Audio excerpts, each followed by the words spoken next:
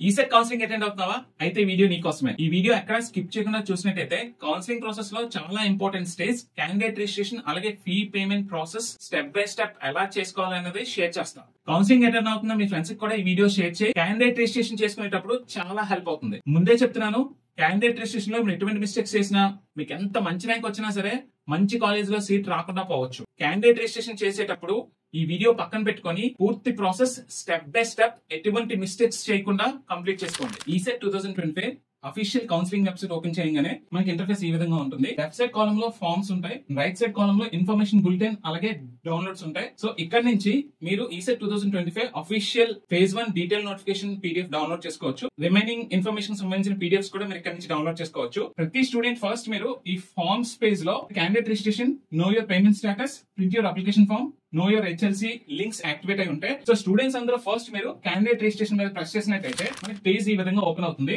ఇక్కడ మీరు మీ హాల్ టికెట్ నెంబర్, మీ డేట్ ఆఫ్ బర్త్ ఎంటర్ చేసి సబ్మిట్ కొట్టినట్టయితే క్యాండిడేట్ రిజిస్ట్రేషన్ డీటెయిల్స్ పేజ్ ఈ విధంగా ఓపెన్ అవుతుంది. సో ఫస్ట్ మీరు మీ పర్సనల్ డీటెయిల్స్ చెక్ చేసుకోవాలి. So me name, me date of birth, Aadhaar number, gender, me father name, me address, email ID, mobile number, me local status correct గా ఉన్నాయో లేదో cross check చేసుకోండి. సో ఇక్కడ ఇచ్చిన మీ పర్సనల్ డీటెయిల్స్ లో ఒక్క ఈమెయిల్ ఐడి మాత్రం మీరు ఎడిట్ చేయగలరు. రిమైనింగ్ డీటెయిల్స్ లో ఏమైనా మిస్టేక్స్ ఉంటే మీరు మీ నియరెస్ట్ హెల్ప్ లైన్ సెంటర్ కి వెళ్లాల్సి ఉంటుంది. వాళ్ళు మాత్రమే ఈ పర్సనల్ డీటెయిల్స్ ని ఎడిట్ చేయగలరు. సో నెక్స్ట్ స్టెప్ ఏంటి అంటే మీ క్యాస్ట్ కేటగిరీ కాలం ఉంటుంది. ఇక్కడ మీ డ్రాప్ డౌన్ బటన్ ప్రెస్ చేయగానే మీ క్యాస్ట్ రిజర్వేషన్ ఇలా ఓపెన్ అవుతుంది. సో మీరు ఏ కేటగిరీకి చెందుతారో ఆ కేటగిరీని సెలెక్ట్ చేసుకోండి. సో ఇక్కడ ఎగ్జాంపుల్ నేను బీసీఏ కేటగిరీ సెలెక్ట్ చేసుకున్నా. సో ఇక్కడ మీరు కేటగిరీ సెలెక్ట్ చేసుకున్న తర్వాత మీ దగ్గర మీ సేవ లేదా సచివాలయం క్యాస్ట్ సర్టిఫికేట్ ఉందా అని అడుగుతుంది. సో ఈ డ్రాప్ డౌన్ బటన్ ప్రెస్ చేయగానే మీకు ఎస్ ఆర్ నో అని వస్తుంది. ఒకవేళ మీ దగ్గర క్యాస్ట్ సర్టిఫికేట్ ఉన్నట్టయితే ఎస్ అని ప్రెస్ చేయాలి. సో ప్రతి ఒక్కరు కూడా క్యాస్ట్ సర్టిఫికేట్ సబ్మిట్ చేస్తారు కాబట్టి మీరు ఎస్ అనే ప్రెస్ చేయాలి. ఇక్కడ మీరు ఎస్ అని చూస్ చేసుకున్న తర్వాత మీ క్యాస్ట్ సర్టిఫికేట్ ఇష్యూడ్ బై అని అడుగుతుంది అనమాట.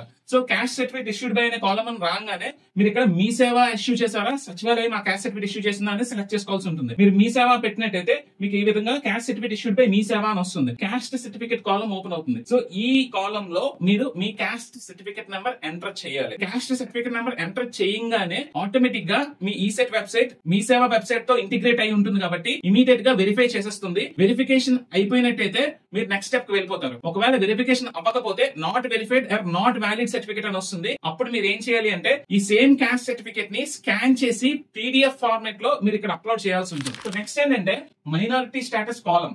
ఓకే, ఇక్కడ డ్రాప్ డౌన్ బటన్ ప్రెస్ చేయగానే మీరు నాన్ మైనారిటీయా మైనారిటీ అని అడుగుతుంది. చాలా మంది స్టూడెంట్స్ ఇక్కడ కన్ఫ్యూజ్ అయ్యి తప్పు పెడుతున్నారు. సో మీ కన్ఫ్యూజన్స్ అన్ని క్లియర్ చేస్తూ నేను ఇక్కడ క్లారిటీ ఇస్తాను చూడండి. So Muslims, Christians, Sikhs, Buddhist, Parsis, Jains వీళ్ళు మైనారిటీస్ కిందకి వస్తారు. వీళ్ళు తప్ప రిమైనింగ్ అందరూ కూడా నాన్ మైనారిటీసే పెట్టుకోవాలి. ఇంకొక ఇంపార్టెంట్ పాయింట్ ఏంటి అంటే వీళ్ళు మైనారిటీస్ కిందకి వస్తారు కానీ వీళ్ళ దగ్గర మైనారిటీ సర్టిఫికేట్ ఉంటేనే మైనారిటీ అని పెట్టుకోవాలి. ఒకవేళ ఈ కేటగిరీస్ లో ఉన్న వాళ్ళు కూడా మీ దగ్గర మైనారిటీ సర్టిఫికేట్ లేదనుకోండి, మీరు నాన్ మైనారిటీ అనే పెట్టుకోవాలి. మైనారిటీ సర్టిఫికేట్ లేని ప్రతి స్టూడెంట్ మీరు నాన్ మైనారిటీ అనే సెలెక్ట్ చేసుకోవాలి. ఓకే, ఇది క్లారిటీ. సో నెక్స్ట్ స్టెప్ ఏంటి అంటే ఫీ రీఎంబర్స్మెంట్ కాలం.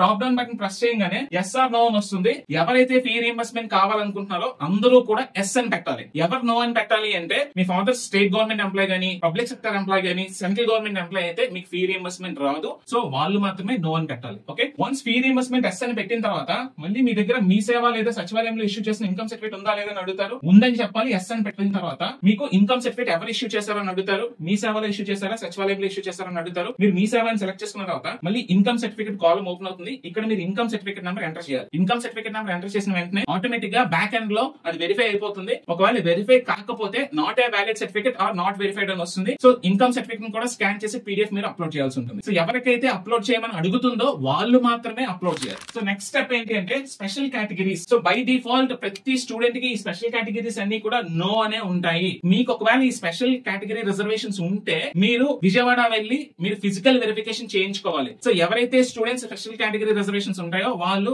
గవర్నమెంట్ పాలిటెక్నిక్ విజయవాడ వెళ్ళి ఫిజికల్ వెరిఫికేషన్ చేయించుకున్న తర్వాత మాత్రమే మీ స్పెషల్ రిజర్వేషన్ కేటగిరీ వర్తిస్తాయి. మీరు ఫిజికల్ వెరిఫికేషన్ కి వెళ్ళకపోతే మీ స్పెషల్ కేటగిరీ రిజర్వేషన్ వర్తించదు. నెక్స్ట్ స్టెప్ ఏంటి అంటే డిప్లొమా, డిగ్రీ ఈక్వలెంట్ మార్క్స్ కాలం ఓపెన్ అవుతుంది. సో ఇక్కడ ప్రతి స్టూడెంట్ చెక్ చేసుకోవాల్సింది ఏంటంటే మీ పిన్ నెంబర్ కరెక్ట్ గా ఉందా లేదా చెక్ చేసుకోండి. మీ పర్సెంటేజ్ ఆఫ్ మార్క్స్ కరెక్ట్ గా ఉందా లేదా చెక్ చేసుకోండి. సో ఎవరైతే అన్ని సబ్జెక్ట్స్ ఎట్ టైం పాస్ అయిపోతారో మాక్సిమం వాళ్ళందరికీ మీ పిన్ నెంబర్, మీ పర్సెంటేజ్ ఆఫ్ మార్క్స్ ఆటోమేటిక్ గా క్యాలిక్యులేట్ అయిపోయి ఇక్కడ వచ్చేస్తుంది. కొంతమంది స్టూడెంట్స్ కి ఇక్కడ పర్సెంటేజ్ ఆఫ్ మార్క్స్ అనేది కరెక్ట్ గా రాదు, అండ్ కొంతమంది స్టూడెంట్స్ కి అసలు పర్సెంటేజ్ ఆఫ్ మార్క్స్ ఎపియర్ అవ్వదు. సో వాళ్ళు ఏం చేయాలి, అలాగే మీ పిన్ నెంబర్ కరెక్ట్ గా లేదనుకోండి, మీ పిన్ నెంబర్ తప్పు పడింది అనుకోండి, వాళ్ళు ఏం చేయాలి అంటే do you want to editor enter అనే ఇక్కడ మెసేజ్ ఉంది కదా, ఇక్కడ చెక్ బాక్స్ టిక్ పెడితే ఆటోమేటిక్ గా మీకు ఎడిట్ ఆప్షన్ వస్తుంది. సో ఇక్కడ పిన్ నెంబర్ తప్పు ఉన్న వాళ్ళు మీ పిన్ నెంబర్ ఎడిట్ చేసుకోవచ్చు. ఇక్కడ పర్సెంటేజ్ ఆఫ్ మార్క్స్ తప్పు ఉన్న వాళ్ళు, అలాగే పర్సెంటేజ్ ఆఫ్ మార్క్స్ రాని వాళ్ళు ఇక్కడ మీ పర్సెంటేజ్ ని క్యాలిక్యులేట్ చేసి ఇక్కడ మీరు ఎంటర్ చేయవచ్చు. మీరే ఫిజికల్ గా ఎంటర్ చేయాలి. అయితే దీనికి ప్రూఫ్ కింద మీరు ఏం చేయాలి అంటే మీ ఫస్ట్ సెమిస్టర్ నుంచి ఫైనల్ సెమిస్టర్ వరకు ఉన్న మార్క్ లిస్ట్ అన్ని కూడా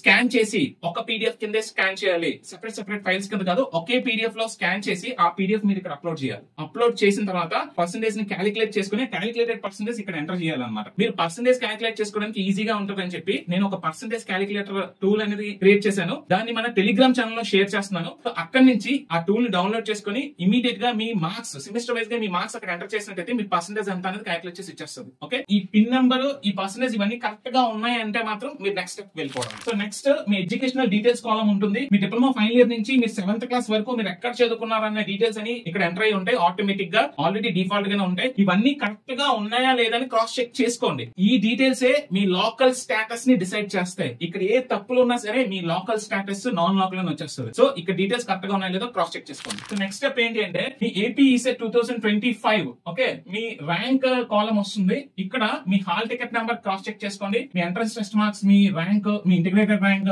మీ qualified exam, qualifying branch, ECET entrance subject ఇవన్నీ కరెక్ట్ గా ఉన్నాయో లేదో క్రాస్ చెక్ చేసుకోండి. ఒక్కొక్కసారి ఎవరో ఒక్కరికి 100లో ఒక్కరికైనా సరే తప్పు పడచ్చు. ఓకే, మీకు తప్పు ఉంటే మీరు డైరెక్ట్ గా హెల్ప్ లైన్ సెంటర్ కి వెళ్తే వాళ్ళే రెక్టిఫై చేస్తారు. మీ ర్యాంక్ కార్డు ఉంటుంది కదా, తీసుకుని వెళ్ళండి, వాళ్ళు రెక్టిఫై చేస్తారు. మాక్సిమం ఇక్కడ తప్పు ఉండకపోవచ్చు. ఒకవేళ తప్పు లేదు అంటే మాత్రం మీరు నెక్స్ట్ స్టెప్ వెళ్ళిపోవచ్చు. సో నెక్స్ట్ స్టెప్ ఏంటి అంటే వెరిఫై. సో ఇక్కడ do you want to make any changes in the above information provided అని అడుగుతుంది. మీరు ఆల్రెడీ ప్రొవైడ్ చేసిన ఇన్ఫర్మేషన్ లో మోడిఫికేషన్స్ కావాలనుకుంటే మీరు ఎస్ అని కొట్టాలి. నీకు ఎటువంటి మోడిఫికేషన్స్ లేదు, నేను ఫర్దర్ గా కంటిన్యూ అవుతాను అనుకుంటే మీరు నో అని పెట్టాలి. సో నో అని పెట్టిన తర్వాత చూడండి, మళ్ళీ మీకు డిస్క్లైమర్ కాలం ఓపెన్ అవుతుంది. సో ఇక్కడ ఇన్ఫర్మేషన్ ఏముంది అంటే మీరు ప్రొవైడ్ చేసిన ఇన్ఫర్మేషన్ అంతా కూడా correct, best of my knowledge, మీ అంతటి మీరే పూర్తి స్పృహతో ఎంటర్ చేశాను, ఎటువంటి ప్రాబ్లమ్స్ వచ్చినా సరే మీదే బాధ్యత అని మీరు కన్ఫర్మేషన్ డిక్లరేషన్ ఇస్తూ మీరు ఈ చెక్ బాక్స్ టిక్ పెట్టినట్టు ఇలా ఈ చెక్ బాక్స్ టిక్ పెట్టి వెరిఫై అండ్ సబ్మిట్ కొడితే మీకు ఒక పాపప్ మెనూ ఓపెన్ అవుతుంది. ఈ పాపప్ మెనూలో ఏముంటుంది అంటే మీరు ఫైనల్ గా సబ్మిట్ చేసేస్తున్నారా మీ అప్లికేషన్, ఇంకా సబ్మిట్ చేసేసిన తర్వాత మీకు డీటెయిల్స్ లో ఎటువంటి మోడిఫికేషన్స్ చేయడానికి అవ్వదు. మీకు ఏమైనా మోడిఫికేషన్స్ కావాలి అనుకుంటే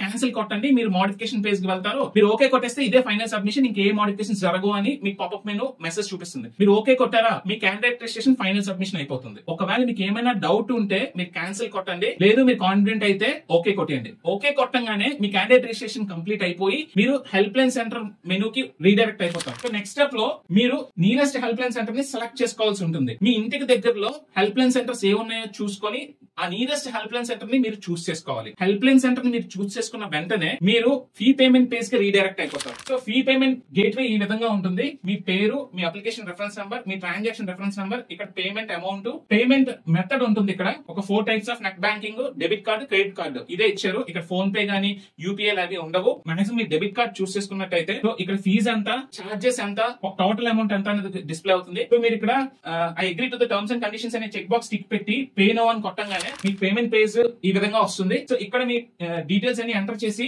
మేక్ పేమెంట్ అనగానే మీకు ఒక ఓటీపీ వస్తుంది. ఆ ఓటీపీ ఎంటర్ చేయగానే మీకు పేమెంట్ అనేది కంప్లీట్ అయిపోతుంది. సో ఈ పేమెంట్ ప్రాసెస్ చేసేటప్పుడు ఎక్కడా కూడా బ్యాక్ స్పేస్ గానీ రిఫ్రెష్ బటన్ గానీ ప్రెస్ చేయొద్దు. సో పూర్తి ఇంటర్నెట్ కనెక్షన్ ఉన్న చోట మాత్రమే మీరు పేమెంట్ చేయడానికి ట్రై చేయండి. So once fee payment complete అయిపోయిన వాళ్ళకి అక్నాలెడ్జ్మెంట్ అనేది ఈ విధంగా ఓపెన్ అవుతుంది. పేరు, మీ ట్రాన్సాక్షన్ డేట్, మీ హాల్ టికెట్ నెంబరు, మీ పేమెంట్ రెఫరెన్స్ నెంబరు, మీ అప్లికేషన్ ఫీజు మొత్తం ఇలా అక్నాలెడ్జ్మెంట్ వస్తుంది. సో ఇక్కడ మనకి మీ పేమెంట్ రెఫరెన్స్ నెంబర్ అనేది చాలా చాలా ఇంపార్టెంట్. సో ఈ అక్నాలెడ్జ్మెంట్ ని ప్రింట్ తీసి పెట్టుకోండి, ఇది చాలా యూజ్ అవుతుంది. సో ఇక్కడతో మీ ఫీ పేమెంట్ ప్రొసీజర్ కూడా కంప్లీట్ అయిపోయినట్టు. నెక్స్ట్ కౌన్సిలింగ్ లో నెక్స్ట్ స్టెప్ ఏంటి అనేది మనం అప్కమింగ్ వీడియోస్ లో డిస్కస్ చేద్దాం. సో ఇంపార్టెంట్ అప్డేట్స్ కోసం, కంటిన్యూస్ నోటిఫికేషన్స్ కోసం మా ఛానల్ కంటిన్యూస్ గా ఫాలో అవుతుందండి. Stay tuned to ECET portal.